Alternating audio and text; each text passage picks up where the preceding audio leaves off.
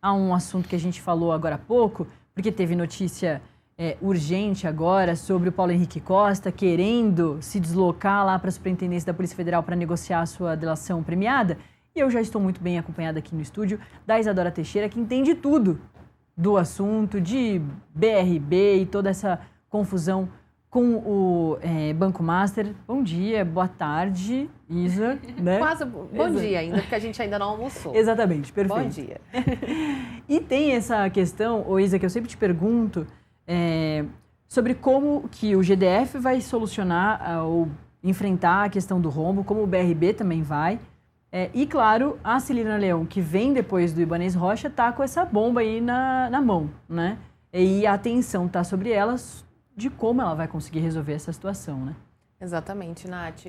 A situação se agrava cada vez mais, porque o Banco de Brasília, o BRB, não apresentou o balanço, o mercado não conhece aí a profundidade dos prejuízos deixados por esses negócios com o Banco Master, e o BRB precisa fazer aí um provisionamento, precisa aportar recursos para fortalecer a liquidez e também o capital. Lembrando aqui que tem que ser algo aproximadamente de 8 bilhões de reais, ou seja, é um volume muito grande de recursos. O que a gente noticiou hoje é que a governadora aqui do Distrito Federal, Celina Leão, disse que vai formalizar amanhã, quarta-feira, um pedido para que o governo federal dê o aval para aquele empréstimo solicitado ao Fundo Garantidor de Crédito, o FGC, e ao consórcio de bancos. Por que isso é importante?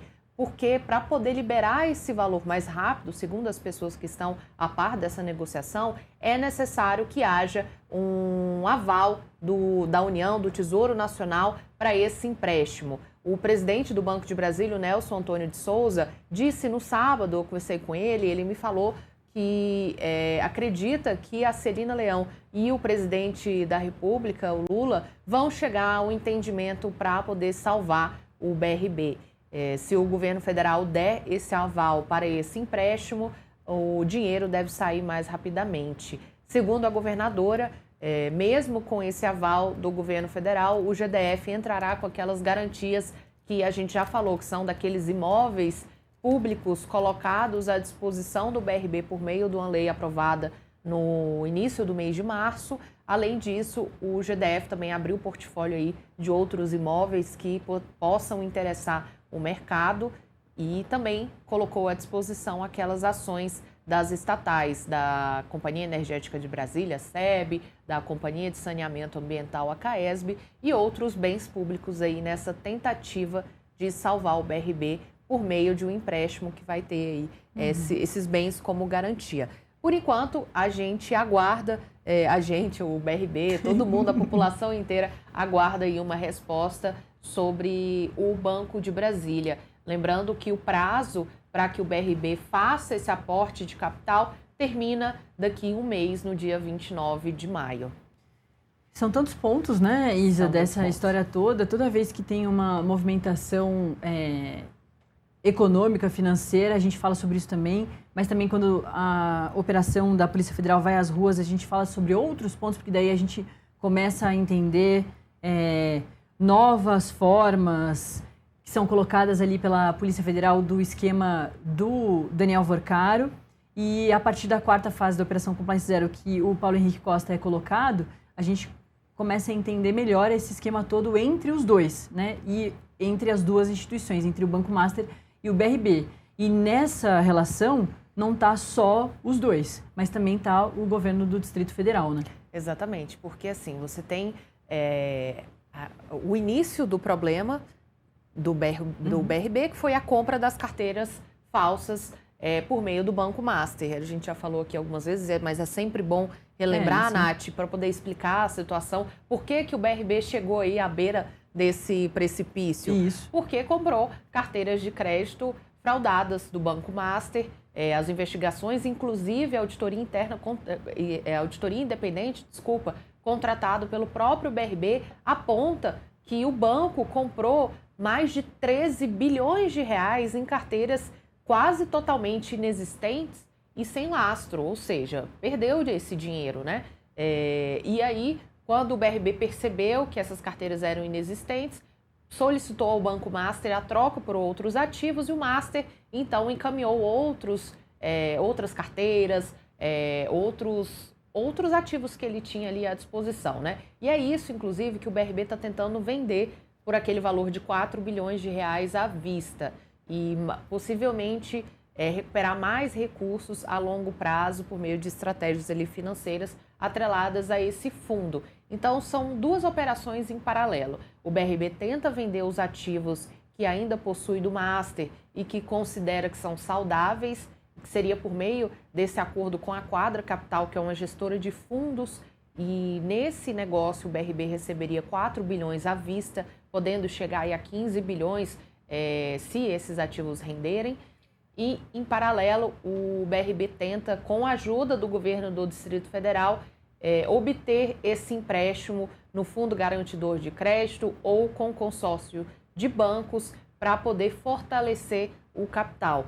E isso tem que ser feito até o final do mês que vem. Então, é nesse segundo ponto que entra a governadora Celina Leão, que está tentando aí, se aproximar do governo federal para pedir essa ajuda para que o governo dê esse aval ao empréstimo direcionado ao Banco de Brasília, o BRB. A Celina disse que vai encaminhar amanhã esse ofício, formalizando essa solicitação ao presidente Luiz Inácio Lula da Silva. Então, a gente deve ter alguma resposta, algum andamento nos próximos dias sobre esse caso do Banco de Brasília. Ao mesmo tempo, né, Isa, que tem todo um cenário ou um contexto político por trás disso, né? Não são grupos políticos que eram próximos.